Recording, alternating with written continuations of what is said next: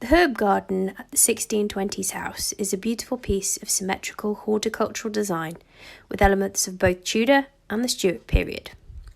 Gardens in general during the Stuart era, 1603 to 714, were heavily influenced by the formal gardens of France and later Holland. The garden features a pleached lime hedge, reflecting the pleached hedging used to form boundaries of the French gardens, and an earlier example of a Tudor knot garden.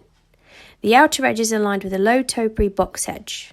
Topiary was used to create formal shapes out of evergreen shrubs as an expression of mankind's control over nature.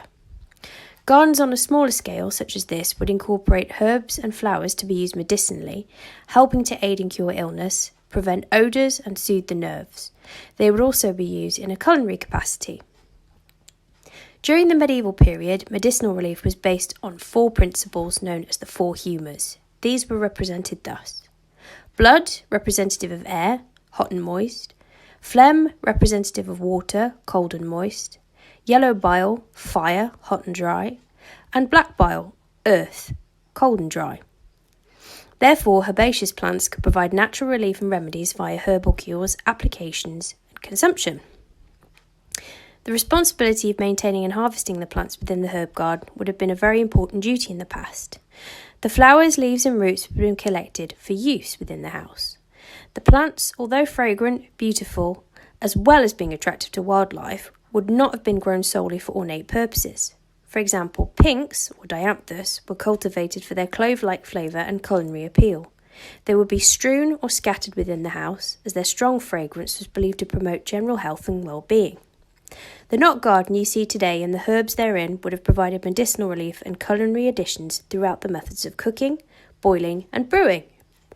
A poultice, created by the bruising and reduction of leaves and flowers and roots to a paste, could be applied directly to the skin or wound to aid cleansing, reduce swelling or inflammation. Tinctures, an oral supplement, could be made via the liquid reduction and extraction of the chemicals found in the saps and compounds of the root. 2 such examples, grown in our garden, are still going strong today. These are sage and hyssop. Sage, or salvio in Latin, meaning I am well, was seen as a good all-round cleanser of the blood, ridding the body of venoms and pestilence. Hyssop, Hyssopus officinalis, is a member of the mint family, Lamicaea, and was considered to be a purgative. Consumed orally in oil, wine or syrup, it could warm away a cold, relieve wind, and ease catarrh or phlegm. It was also used to soothe bruising and purify wounds, being applied as an astringent and a stimulant. As you can see, similar to the orchard produce from the herb garden would have been grown in summer and harvested later in the year, then stored for the winter months.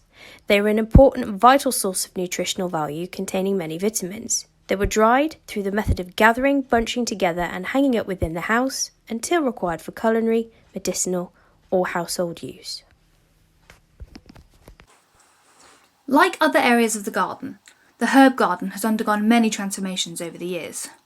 The most recent reworking focuses around an oak arbour installed in 2018, which stands proudly at the centre of the garden. This arbour has been planted with a climbing plant at the base of each leg, and in time these plants will grow right over it, creating a welcome shady area on a hot summer's day. The Jacobean gentry tended to avoid the sun, as it might spoil their complexion, so gardens were often enjoyed from shade-giving features such as this.